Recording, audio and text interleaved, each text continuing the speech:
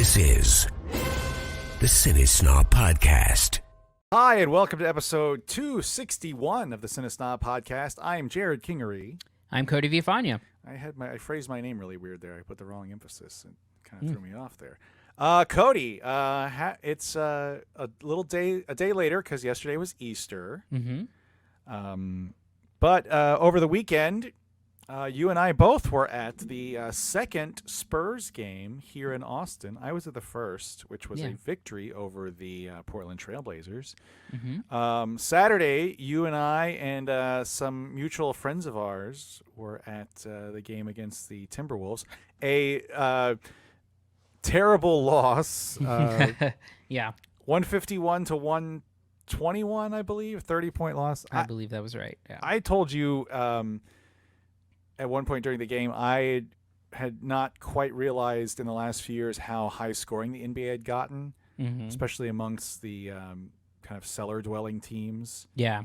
To hang 151 points on a on a team, back in when I was heavily into the NBA in the 2000s and 2010s, that would have been a triple overtime game. Yeah. It is crazy, especially considering, and I'm pulling it up right now, some of the finals we saw in the Spurs Pistons. Oh yes. Which I'm getting game one of the NBA Finals was 84-69. Game two, 97-76, 96-79, and then the game seven was 81-74, which is like, in some cases, like halftime scores these days. Yeah. Well, yeah, I believe the Timberwolves had 70 something at the half. Yeah. I was looking for just out of the blue the other day. One of the Spurs events in town here, I got a free David Robinson bobblehead from the whatever they were doing this past season with the River Barge. Promptly went and got myself the rest of them because I couldn't just have one. But of course. Anyway, I noticed on the back of the box it says the year he retired, or his jersey was retired, and this is the 20th anniversary of his retirement. And I went to look that up, that finals up, because I was talking to my wife about like the moment he got to leave the floor against the Nets, and that kind of curtain call. That game 6, by the way, was 88-77. To close out the series. But I'd forgotten in that game that Tim Duncan was 2 blocks away from a triple-double. Quadruple-double. Right? It was. I'm sorry, you're right. It was quadruple-double officially. And lots of people argue that he should have had that. And I was mentioning that to her because, one of the players in one of the games, I can't remember which, for the opponent, had a triple-double. And it's not quite as big a deal anymore. Oh, triple doubles. I mean, like there's certain players in the NBA these days who like almost average one. Right. And so it's really, the quadruple double is still elusive. I don't even know if there's been one since David Robinson. I'd have to look. I looked it up the other day, and there's only like 6 in the entire league. There's 4 NBA players. Nate Thurman, Alvin Robertson, Hakeem, and then David Robinson, and I believe his was the most recent. Oh, okay, wow, yeah, and in reality, if you look at the stats closer, Tim Duncan had that one in the finals technically.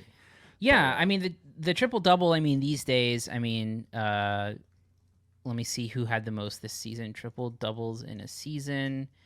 Yeah, I mean Jokic a couple years ago had 19 in a season. And then he had let's see, Westbrook has had 18, LeBron's had 18, Luka's had 17. That's crazy.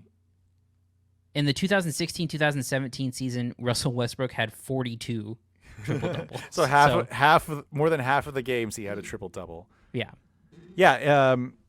It's the pace has changed for sure. Again, it's a little different watching a team that's not very good. You're just kind of getting a bit of a kind of a grab bag of who's going to go off. And what did you think of the games here in Austin? I haven't been to a Spurs game in 7-8 years at least. Yeah, I 9 mean, years probably. it felt like a Spurs game. I mean, it's from the court being brought in to the in arena, when you get Chuck Carreau and everyone down from San Antonio, and then you have the PA announcer, and so the vibe was pretty much the same. The arena is a little bit interesting. I was in the upper deck, and it really is weird how on top of everything it is up there. It doesn't have the big kind of vaulted ceiling like the AT&T Center does. It just kind of flattens out.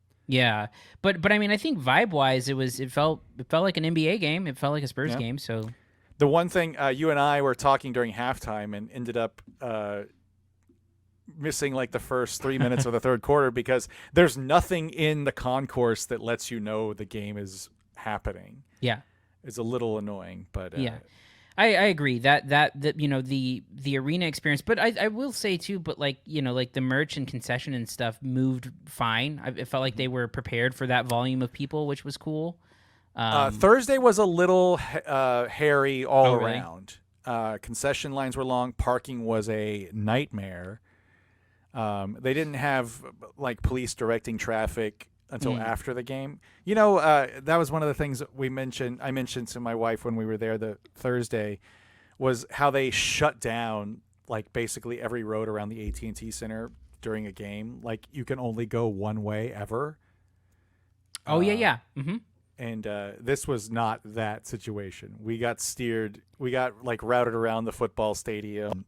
Man, I tell you what, getting out of AT&T these days is super simple. Easy. It's never been a problem. I mean, the longest you wait is literally your turn to get out of the parking lot. But when you leave, like they like shoot you down like to 410. I mean, it helps, I guess, that nothing ever developed out there. Yeah, that's true. But when I went to concessions and stuff, there were no lines or no real lines. It wasn't a long wait. So maybe they worked out the kinks from that first game. Thursday was a little rough.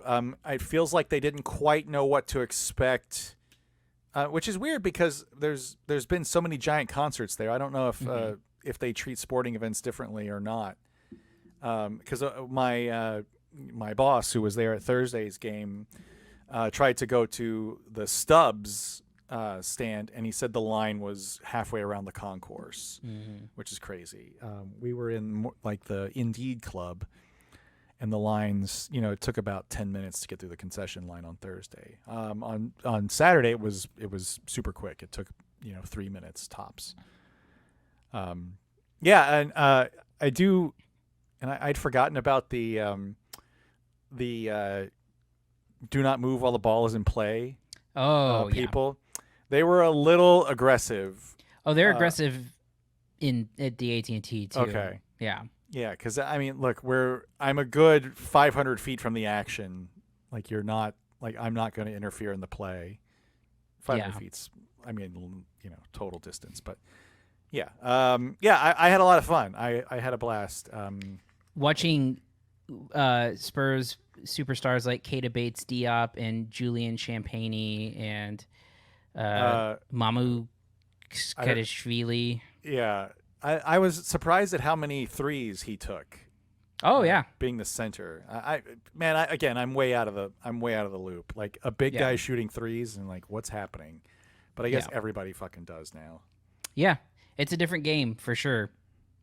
Do you think Greg Popovich has coached his last game? I don't actually. I don't either. That's the rumor floating around. But yeah, I am. What do you think? Where do you think the Spurs land in the draft? I mean, it's a I don't know if we've talked about this, but they've redone the draft now where the bottom three teams have the same percentage chance. Oh, you know what? I had no idea about that. Yeah, so basically if you finish in the bottom three, you all have a 14% chance at the number one pick, and then the fourth pick is like 12.5, and then it diminishes from there. So it's not actually if you finish dead last, you have the highest percentage. It's anywhere in the bottom three, so... Yeah, I didn't know about that, and I had to educate myself on the play-in games. I am dreadfully out of the loop, and it bugs me because I was such an NBA fan for so long, and then I got soured on it, and Yeah, I mean, I think it'll be fun again when the pendulum swings back around and the Spurs are good again, which, it might be. I mean, it depends on what happens at the draft. They get the number 1 pick and they will be good in not too long, I don't think. Or at least a lot more fun to watch than not that the no-name guys, so to speak. That sounds rude, but the guys that aren't as star caliber players. I don't know. Like Keldon Johnson is the only name I knew who didn't play. He played on Thursday. Yeah, he didn't play in the last game. Yeah. And then the other thing is that the Spurs tied with Houston for the second worst record, so they will do a coin flip that will determine who officially finished in second and third, which dictates how far in the draft you can slide. So if you get the second pick, you can only slide down to number 6. If you get the third pick, you can slide down to number 7, which would be a disaster if that happens. Also, first time ever, no Texas team has made the playoffs since the Dallas Mavericks started playing. Because the Mavericks, 1980-81. The Mavericks very conspicuously tanked. Yes, after making a giant trade. And weren't they in the conference finals last year? Or am I making that up? I don't know. What is the 2022 Western Conference Finals? Here's furiously typing. Yeah. Yeah. Warriors and Mavericks. Yeah, crazy. Well, I guess and like they didn't hide it very well either from no, they did not. Which is very interesting. And Cuban's been fined for tanking before. Yeah. Anyway, supposedly more games coming in Austin. Who knows how many? Mm-hmm. I saw a lot of worried Spurs posts, worried posts from Spurs fans on social media. Yeah. I guess everyone's just gonna have to deal with it. Yeah, I don't think it's a big problem. I mean, they broke ground on that $500 million practice facility here. So are they shuttering the old one? I don't have any idea. So. Yeah, because they're turning the new one into like a practice facility / like shopping center type thing. Oh, weird. Where I know it's in the La Cantera area. I haven't seen where it's at. I'm not sure exactly where it is in La Cantera, but it's in there. It's not at the mall, is it? I don't think so. Well, maybe. I don't know. No idea. It's going to be a 50-acre facility. It's a human performance campus. It's going to have healthcare offices, community spaces, outdoor plaza. Yeah. Because they have that practice facility currently that's like right off of Hebner. Mm-hmm. And I would pass by it, and they built like those military steps, and every now and then you could see the guys like running up and down. Mm-hmm. Yeah. Which was an odd sight back in the day to see, Rashon Astarovich climbing in the middle of like behind a Luby's. Uh-huh. I'm looking forward to going again. We were pricing, trying to get a vibe for season tickets. The only people they had there on premises were the Austin Spurs, which I don't know if you know this, it's very expensive to also buy Austin Spurs season tickets. Mm-hmm. It's like $11,000 for 4 floor seats. Wow. Yeah, we won't be purchasing those, but all right, your loss. Hey, I'm sure it's a great game. I'd love to go. It's like 5 miles from our house, but I haven't been to a G League game since it was first called the D League, and second since they were the Austin Toros. Yeah, and they used to play in like Hall A of the Convention Center. Did I ever tell you about going to that game? I think so. Yeah. It was like 15, 16 years ago. It was actually really fun. Like Marcus Fizer was playing. If you remember him, washout from late 90s sometime. But well, hey, while you're there, the AHL playoffs are starting here within a couple weeks. You can go to a Texas Stars playoff game. I haven't been to any games at the Cedar HEB Center at Cedar Park. It's a cool little arena. I like it. We've been for concerts and things, but it's like a little tiny. It's like a lower bowl of a regular sized arena. Yeah, like they chopped the top off. Yeah, it's like if the Freeman Coliseum were built 10 years ago instead of 100 or however long ago it was. Yeah. Anything else to add about the game, Cody, before we move on? Nah, it was a good experience. Glad I went.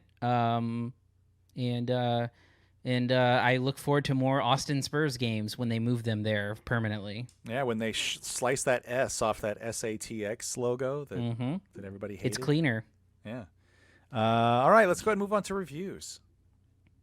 Here are this week's reviews. First up this week, we have the Super Mario Brothers movie. If you can finish this, you're coming with me. Watch and learn.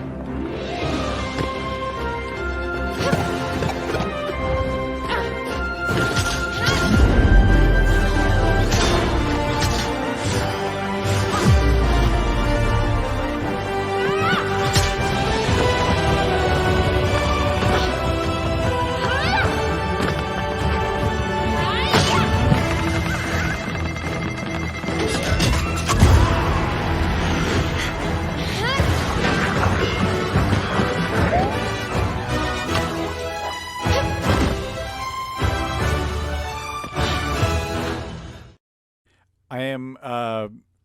If you watch that video, if you're watching the video of this, again, Universal is really picky about us showing their video clips. So I threw you're watching a speed run of the original Super Mario Brothers that really timed up nicely with the clip, with the audio of that clip. No kidding. I just threw it together.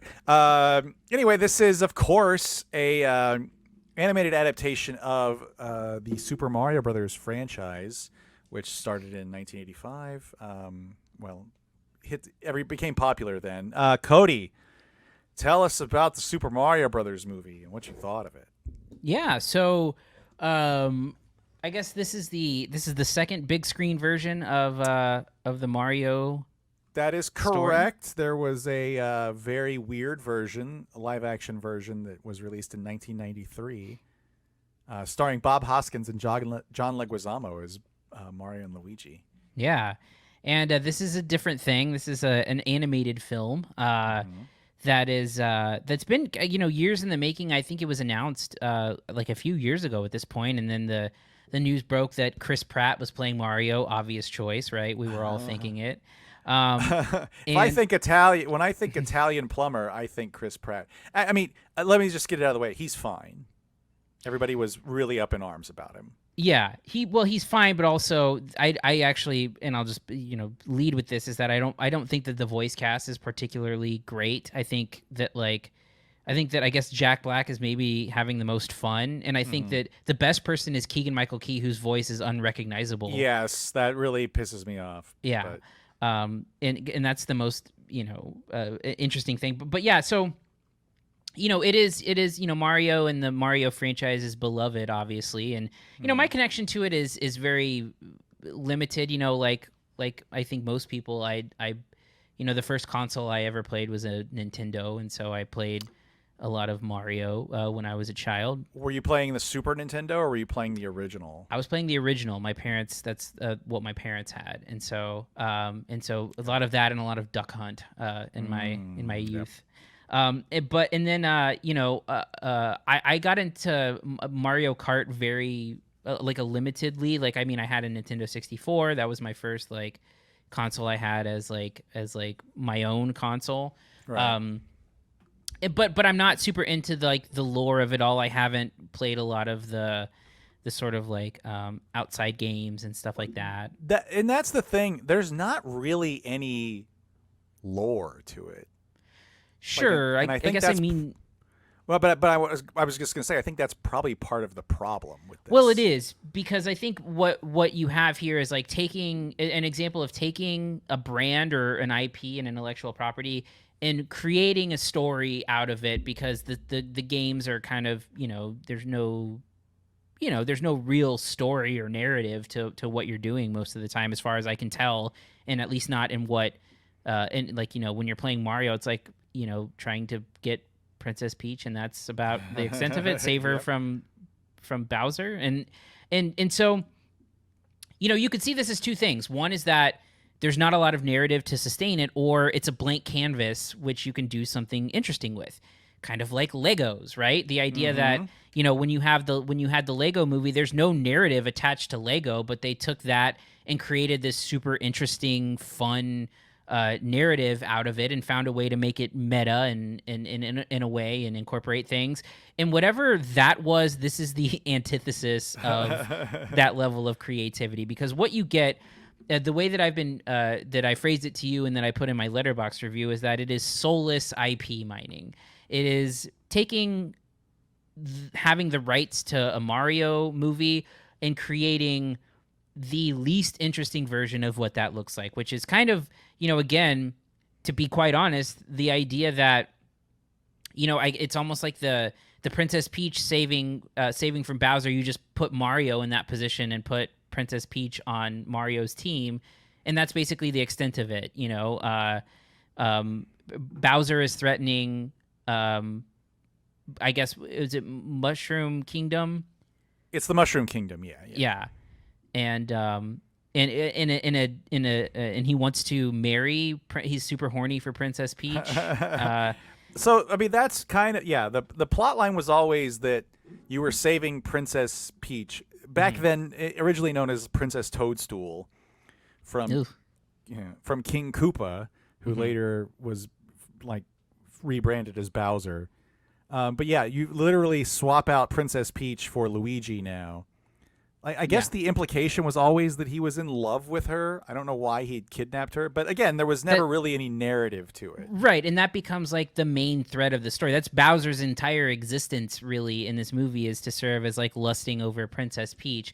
And then along the way, you run into some, random characters that you may know and love. We get a little bit of a segment with Donkey Kong and other people under the umbrella of the IP.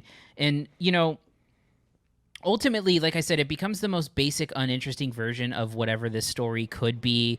It is, even for an animated movie, it is almost like entirely, in my opinion, geared towards kids.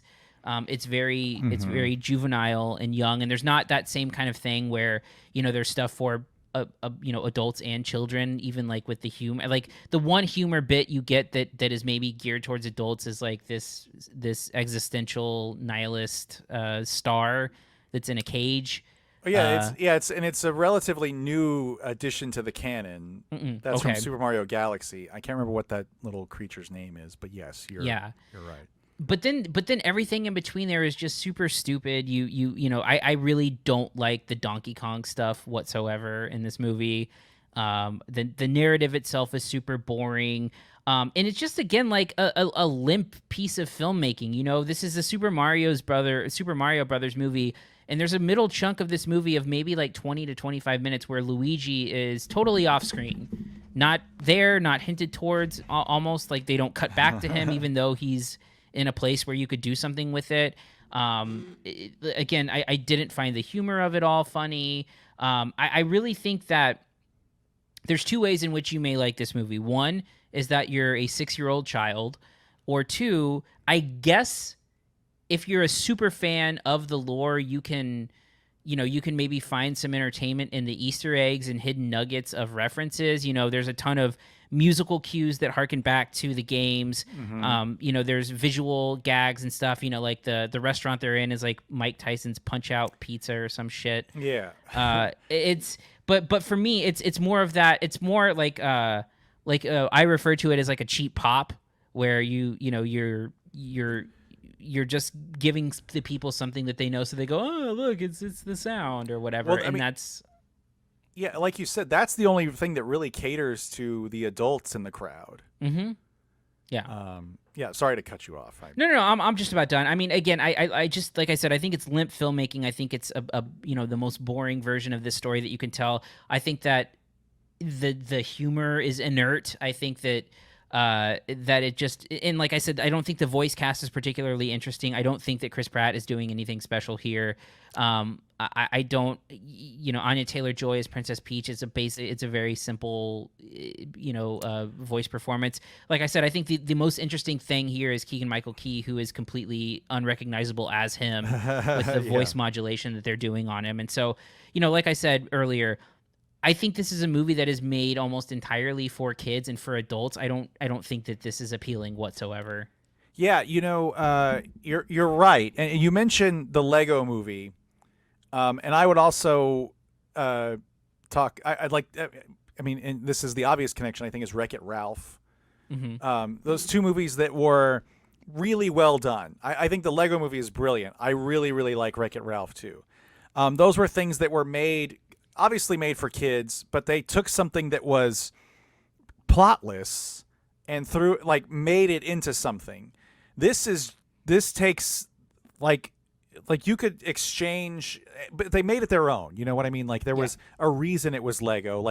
They created this plot, but it was directly related to being Lego. With Wreck-It Ralph, they created this plot directly related to the video game world. This is just they stuck Super Mario Brothers branding on a generic ass plot. Yeah. And I think the worst thing you can say about it is that it's just so boring. Yeah. It is so boring because you get the setup, which is, if you're familiar with Mario Brothers, there's been several different like entertainment, TV and movie adaptations, which the first one was the TV show, a cartoon with some live action elements. And it's the basic gist, like they're working on a drain and get sucked into the Mushroom Kingdom. That happens here too. That's the inciting incident for this. It's the inciting incident for the 93 movie, which again, if you look back on it, it's weird as shit. But I believe there was a Slash Film article you sent me about it. At least it's fucking about something. Yeah. This is about nothing. Like this, Mario gets to the Mushroom Kingdom and is immediately like, okay, I'm going to be a hero now. Mm-hmm. And I get the rebranding of the Princess Peach character here as kind of a capable heroine of her own. But narratively, then why do we need Mario? Right. Like the intro to the scene, which is what the clip was that we played, is Peach showing how much of a fucking badass she is. Well, why the fucking Mario even here? Like, he's here to rescue his brother, but Peach can help him. Like, what do we need Mario for? Which is a fine. It's totally fine. It's, I know that the movie probably made a few less of $1 million because it went a little woke, but I'm kidding, of course. It made all the money it could possibly have made, I think. I understand that rebranding, but then you narratively write yourself into a corner like, well, what the fuck? Why are we watching this Mario Brothers movie when Mario is this hero who doesn't do anything other than learn from this other hero and then go off on his own to save his brother who's off screen for whatever reason for half the movie? Yeah. It's so limp and disappointing because, first of all, it looks beautiful. Sure. Yeah. And second, this is a world, like you mentioned, it's a blank slate. Like there's all this stuff that's recognizable in it, but there's no like cohesive narrative that holds all these things together that you are beholden to. You could have done whatever the fuck you wanted, and you did this. Well, and it's also not clever either with any of its stuff. Like, again, you talk about the Lego Movie, super clever. Wreck-It Ralph, God. Very clever. In this, it's like how many jokes are like, oh, it's cute. Like, that's literally the extent of so much of it existing. Well, and there's been a lot made of this, and I it's clearly true. Like, it's a Super Mario Brothers movie made by Illumination, which is, of course, known for Minions primarily, and it's their bread and butter. And clearly, it fucking worked. It's I think the biggest animated opening of all time. Just my hope is when they make a sequel, it's better. Yeah. That's the only real kind of ray of light I have for this, because I don't hate it. I didn't actively hate it. Didn't actively wish for it to end. I was just wishing for it to get better, and it never did. You mentioned Jack Black as Bowser. He's the only one having really any kind of fun with the material, I guess, because he was allowed to. I think he improvised. I don't know if he improvised, but I know he wrote some of the songs he sings. Mm-hmm. But I mean, just there, and then in this world of Mario Brothers, one of the things that annoy me the most, there's a scene at the beginning of the movie with a dog that is totally like an off-the-shelf animated kids movie dog. Like, it has nothing to do with anything. Yeah. I'm not saying it's not funny, and there's a callback with the dog later that made me laugh legitimately near the end of the movie. but it spends so much time doing this generic crap when you have this entire world of weirdness that has, again, nothing tethered. It's not tethered to anything, so you could have done whatever you wanted to with it. And that you made something so rote and disappointing is really, really, well, again, disappointing. It sucks. It sucks that this is what we got. And, whatever, this movie is kind of another one of those that's divisive between critics and audiences, which the eternal debate continues. I think it's fine. Ultimately, it's fine. It's disappointing. It's an enjoyable enough way to pass an hour and a half if you're looking for just the bare bones of what this could have been. Yeah. But when you look at, like you mentioned, when you look at there's something that exists like something like the Lego Movie that exists, even something like Wreck-It Ralph that exists, and you see the potential that this could have had, this thing that's clearly connecting with audiences from my age to children. People that grew up with the game. There's 40 plus years or almost 40 years of fandom here, and it's this is what it turned into is deflating. Anyway, what's your grade for the Super Mario Brothers movie, Cody? Yeah, I mean, I mean, unlike you, I do think that it is a very bad movie. I mean, I think, I think I honestly, beyond like, I feel like even if you were super into like finding all of the Easter eggs in like the musical cues and the references and stuff like that, I think even that is not enough to make this worth your time. So I'm giving this a D+. I think it's hot garbage. Ouch. I'm going with a C because it is the very least effort they could have possibly put into it and still made it at least somewhat watchable. I'm not here to say that the 93 movie was better, because that movie is a weird, orphaned, like, fever dream of a movie that's edited to shit. Mm-hmm. But again, at least it had a plot. This has almost nothing. Yeah. I'm not recommending you go watch that movie, but if you want to watch something weird as shit that has John Leguizamo playing Luigi Mario for some reason, go check it out. All right, let's go ahead and move on to our next movie, Air. I'm willing to bet my career on Michael Jordan. Come on, man. You ask me what I do here. This is what I do. I find you players, and I fucking feel it this time. Okay, it's risky. When you were selling sneakers out of the back of your Plymouth, that was risky. It took balls. I mean, that's why we're all here. Don't change that now. I mean, if you look at him, if you really look at Jordan, like I did, you're gonna see exactly what I see. Which is what? The most competitive guy I have ever seen. He is a fucking killer. This is the story of Michael Jordan signing with Nike, directed by Ben Affleck. Also, as you see there, co-starring Matt Damon and Ben Affleck for the first, well, not, of course, we're together in Good Will Hunting and Dogma. I never saw The Last Duel. I've heard that's a bonkers, weird movie. It is weird.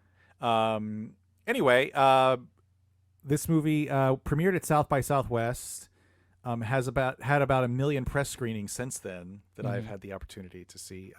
That's where I saw it, like 3 weeks ago now. It's been a while. Yeah. Cody, tell us about Air and what you thought of it. Yeah, so it is like you said, it has like some clunky subtitle, right? Like Courting a Legend or something like that. Oh, does it? I never saw any sort of official subtitle. Yeah, I believe it is called it's on the poster at least, and a Prime Video has it as Air Courting a Legend on their website. But it is about the sort of Nike it tells the story of Nike back in those days where, the third shoe company for the NBA in terms of endorsements, behind Converse at number 1 and Adidas at number 2. And as the story goes, Jordan was very much a slam dunk to sign with. God damn it! I need a fucking rim shot.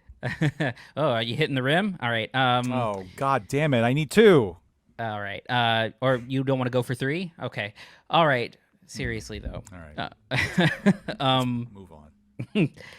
So he I don't even know what I was saying anymore. You were talking about Jordan being before anybody knew he was a slam dunk of a player. Yes, yeah. So he was he was a super big fan of Adidas, and it was seen that Adidas was going to sign him, and then this is the story about how No, he was a fan of Converse. No, that's not right. He was a fan of Adidas. Are we sure about that? I am 100% sure. I watched the movie last night. Oh, that's right. I'm sorry. I was getting confused because yes, you're right. I apologize. Yeah.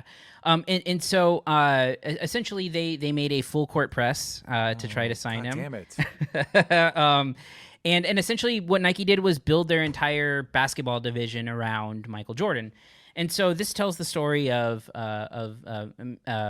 Matt Damon's character, who is sort of like the what would you call him, like the talent scout of the Nike basketball division. Yeah, which was like floundering. The running, they were primarily known as a running shoe. Yeah. And then how him and like the marketing division and then the CEO all came together to try to sign Michael Jordan. So, it is very much in the vein of a movie like Moneyball, where Moneyball is a sports movie, but it's really a movie about, economics and value and something deeper there. And the same part about this is like, it is, technically a sports movie, but what it's really about is like, a marketing pitch, I guess is kind of like it's a marketing what movie. It's about. Yeah. And in that way, I refer to this to you as Diet Moneyball, because I feel like it comes very close to hitting the heights of that, but doesn't have the same punchiness that like an Aaron Sorkin script does with Moneyball, where, you get a lot of, very long monologues about the idea of, the value of just like believing in things and knowing your worth. Doing it? Yeah, just doing it. Yeah. Knowing your worth and value,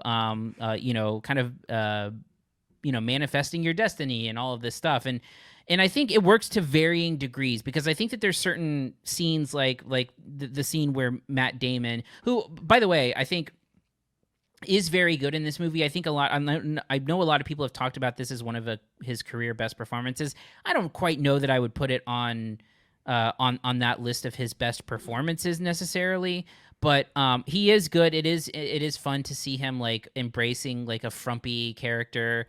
Yeah, he's very dad bod. Dad bod, yeah. Yeah, it's hard to believe he was Jason Bourne, like, what was it, 5 years ago the last film was out? Yeah. But like the scene of him like giving that sort of like a pitch to Jordan and his family is really great. It's good writing, it's great performances. And even though it makes it so that scene can work, there's stuff like the scene with the one scene that Chris Tucker is in, where it feels overwritten. It feels like it's too much. I feel like you could lose that, even though the guy that he plays was important in the whole thing. It doesn't really serve the movie in any beneficial way. In fact, it's actually kind of a weird disruption in that he flies out to LA just to have that conversation. You're talking about Marlon Wayans, not Chris Tucker. Oh yes, I'm sorry, Marlon Wayans. Yes, Chris Tucker plays the. He's one of the Nike marketing guys. Yes, that's right. Yes, the Marlon Wayans scene. So yes. Like it does set up like that big speech at the end. But I think that you could have lost that movie and it would have been perfectly fine.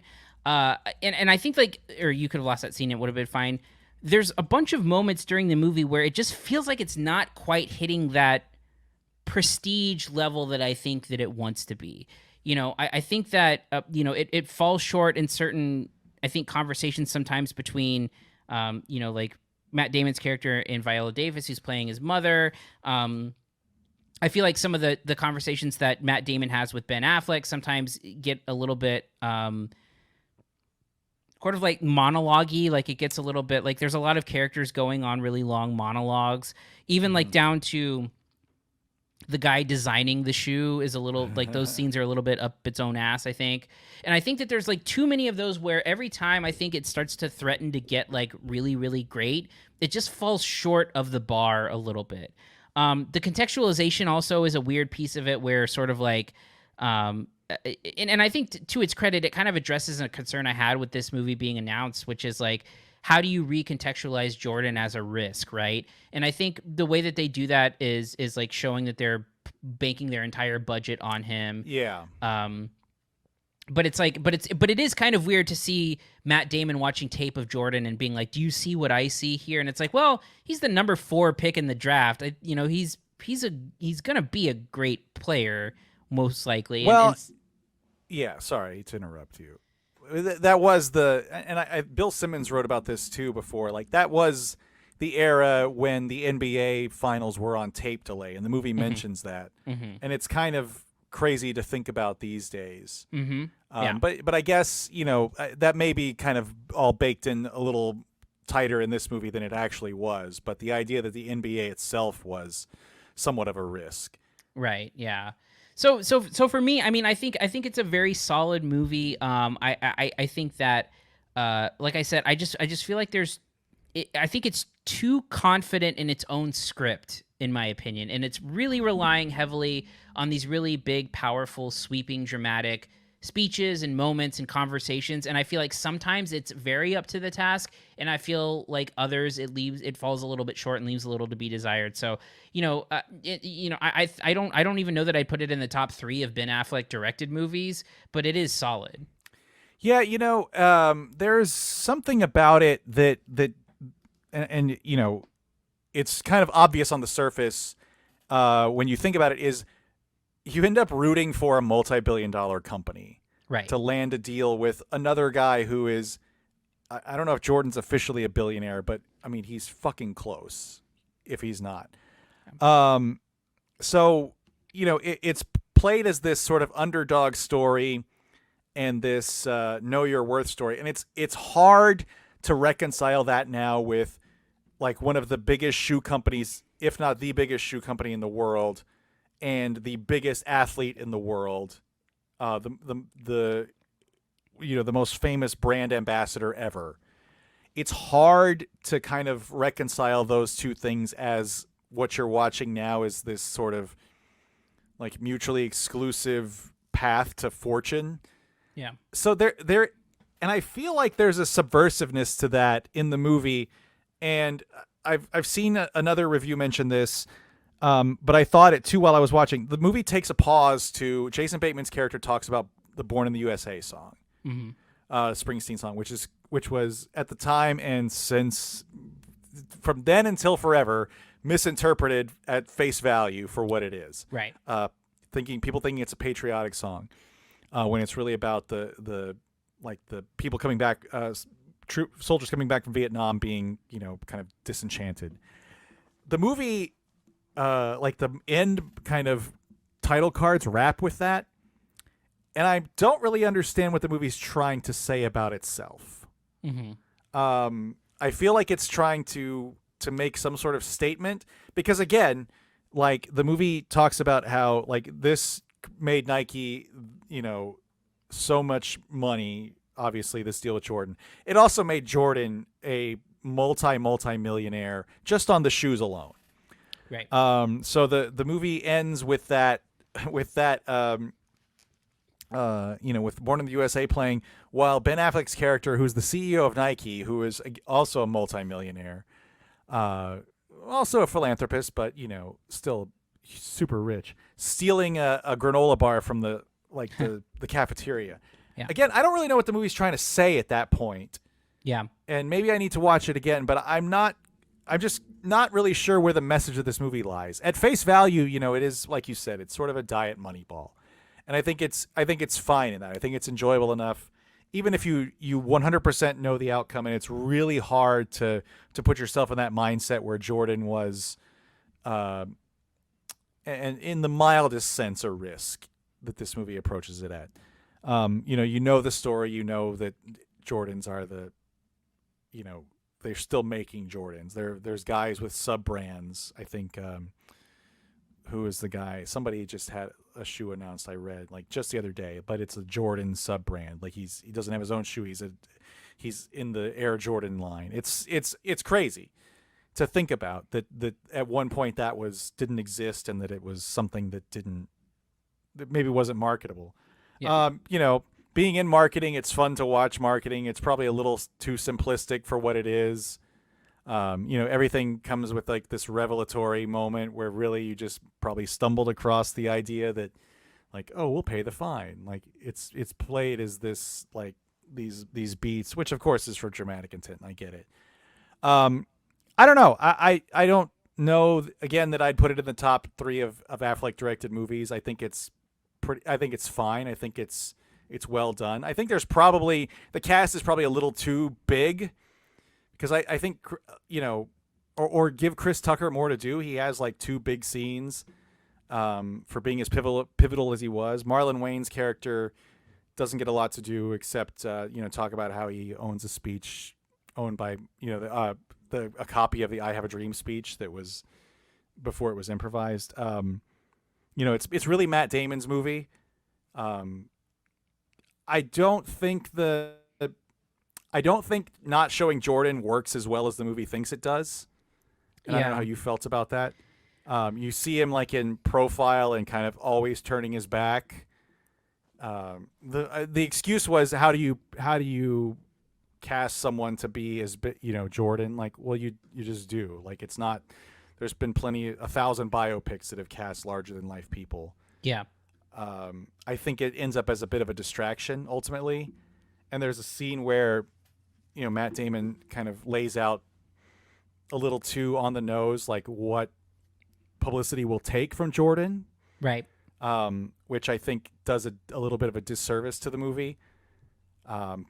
That being said, I think it's fine. I think it ends up okay. It is weird that it's good that you point that out because that is one of the moments that is weird because it is one that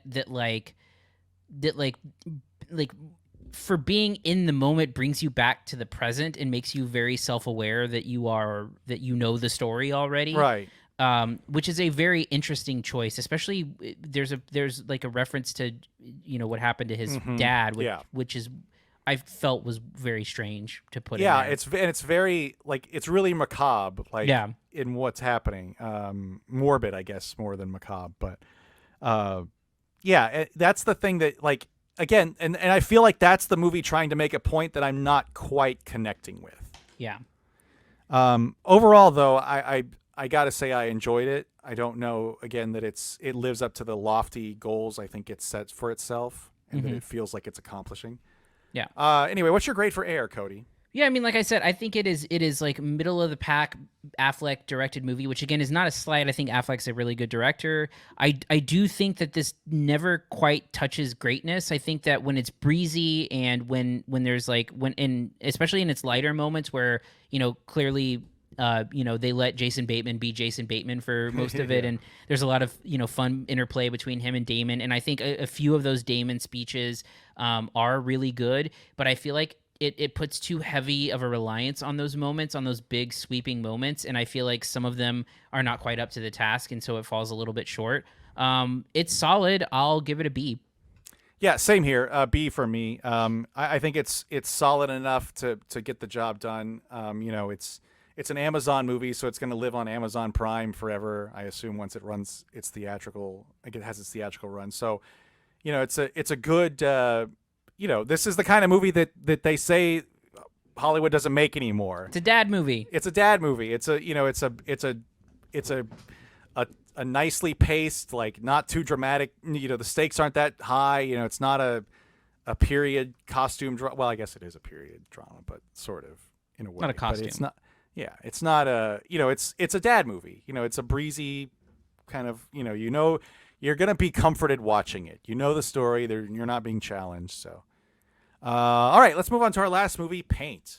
Our goal's pretty simple. I want to help you get what's in here and just splash it onto there. Don't worry, it's not rocket science. It's harder. Thanks for going to a special place with me, Carl Nargle. Cut it. That tree is probably too tall. Brace yourself, you are going to get some calls about that. Mr. Nargle, it is an honor to meet you, sir. Wait, what's going on? Hi, friends, and welcome to Paint with Ambrosia. It takes paint to a whole new place. It's been a lot of places. Good night, everyone. I've never seen him that mad. Does this mean I'm your muse? Don't let fame bring out the worst in you. A real man never looks back. These the new tote bags. It's only because yours weren't selling. You're lucky I'm an artist instead of a woman who says really mean things to other women. You were an artist. This is sort of ostensibly a satire parody of the Bob Ross, of Bob Ross, who was a PBS painter. Way before your time, Cody. I would actually watch Bob Ross when it was new and not some kitschy internet thing. Watched it with my grandma. Anyway, this is supposedly been in the works for a long time. I don't know if you've read much about the movie, but tell us about Paint. What you thought of it? Yeah, I'll let you fill us in on that because I don't know too much about it. I do know that it is sort of like a loosely based on Bob Ross in that the character is Carl Nargle. I feel like the name was picked just because they thought that would be the funniest thing for Owen Wilson to say in his Owen Wilson voice. That might be the case, and that's. That's well, you know what? I'm not. I was gonna make an insulting thing about the humor of the movie, but I actually laughed a fair amount of times, not a ton, but like there were a few things that were legitimately funny. I thought. But so just to fill you in, this was and I think we might have talked about this last week. This was a Blacklist movie from 2010. Okay. So yeah, it's been floating around for a while. Yeah, and it's again, it's sort of like a guy who hosts a PBS or a public. It's because it's not technically PBS, right? I highly doubt they had the rights for that. Well, it's Burlington Public Television. Yeah. So he's like a public television painter who draws the same stuff at basically every single day, and but he's beloved locally, and they hire another person to come in and do a second hour of the show, and it's like a younger girl, and she ends up being more talented, and the viewers start liking her more, and then the station starts liking her more, and eventually he kind of gets pushed out of his job, and that's where the hijinks ensue. Again, it's not like a Bob Ross biopic, and I think it's even weirder in that like it's like an unflattering portrayal of a character. His character is like not like a bad guy or anything, but kind of like a not super self-aware person, like a sense of like local celebrity kind of thing. Did you see? It's the plot of Anchorman. Yeah, basically. Yeah. Yeah, it's basic. Yeah, you're right. It's basically the plot of Anchorman, and so it's this very weird thing where like I messaged you when I was watching it, and to me it's one of those things where it felt like an inside joke that you're not in on, where there's lots of like what I assume are like local Vermont jokes or references where I'm like, what context do I have for this? A lot of the humor is super subtle. A lot of the humor is playing into like his mild manneredness, and I feel like that's a well that they go to one too many times. But it's also that thing where just inexplicably he's like irresistible to women and stuff, and it's just it's just very, very generic like local celebrity type of humor. And then the story itself is kind of a nothing burger. I mean, you have, you do have like the Anchorman type plot where like someone younger and a woman in this case, like Anchorman, comes in and kind of like takes over the job and stuff like that. But aside from that, it's got this weird stuff of like him being slightly insecure about his art and like striving to be in a museum, but he only paints the same mountain because he's trying to get into the museum. I don't know, man. Yeah. it just does this kind of like world. It's like world building with details that you don't care about at all. And I think that's the biggest thing is that like, sure, does it create its own like self-sufficient world? Yeah, but nothing about it is like interesting or fun or funny.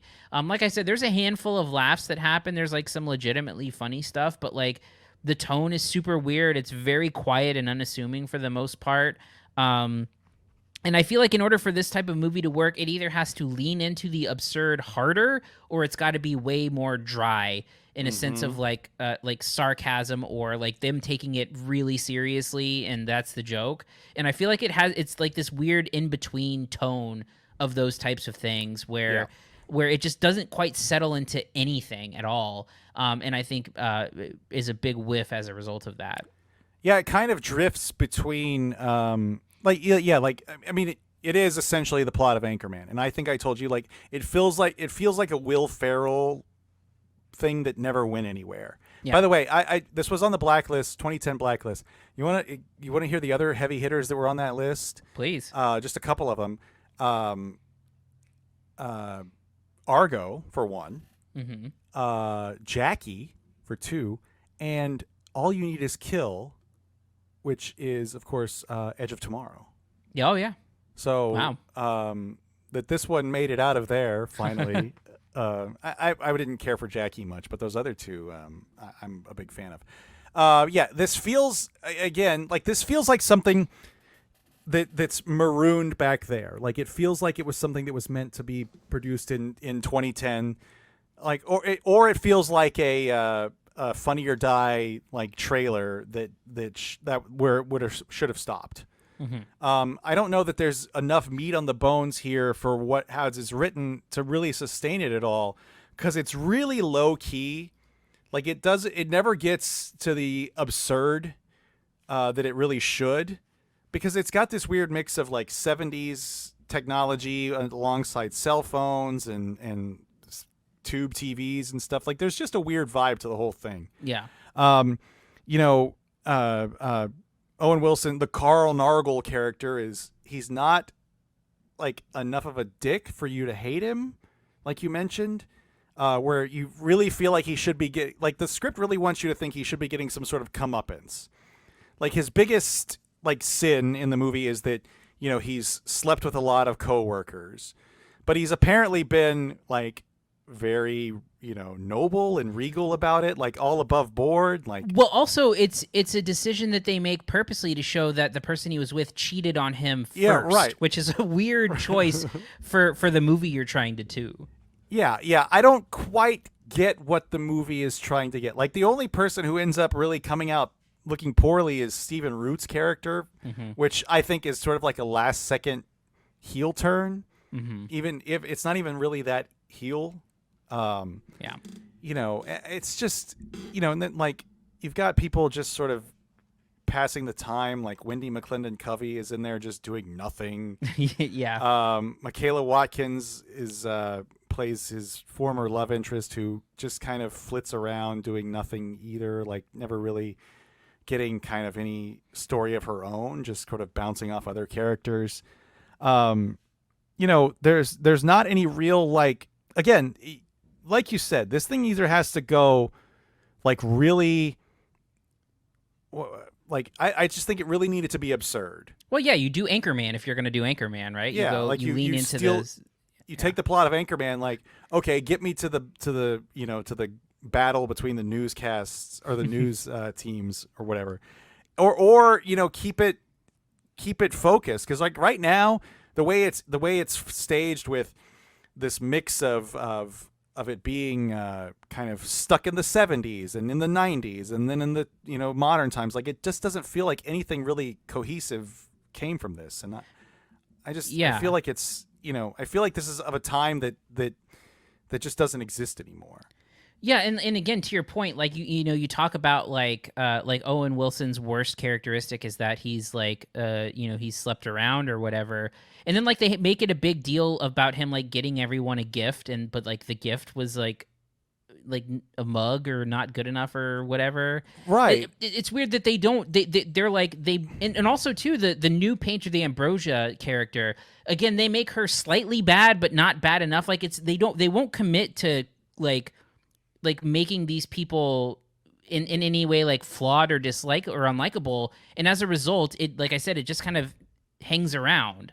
Yeah, and she's also like sleeps around, right, with other coworkers, and there's a a strange running joke that she keeps sleeping with older women, like progressively older. It just. But also the thing about it too is that like that character could also be a character that has like nefarious, like desires, like she's trying to force him out, or she sees as him as standing in her way of like doing something, and they don't do any of that stuff. Like, yeah, I mean, we all saw Anchorman. Yeah, you stole the Anchorman plot. Just do Anchorman again. Yeah.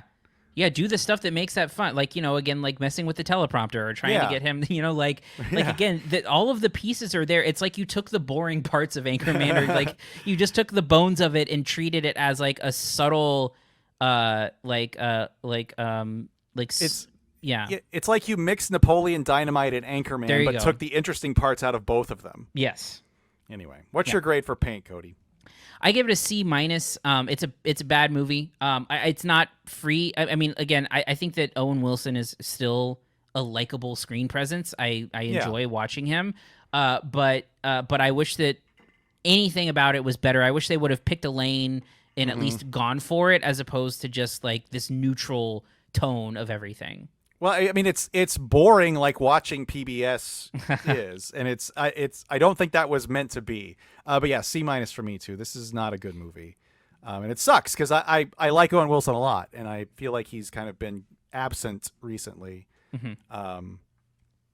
Yeah, he doesn't look like a wax figure like he did in, what was the J-Lo movie? Oh, Marry Me. Yeah. Oh boy. All right, that's gonna do it for this week, Cody. Next week, what is happening next week?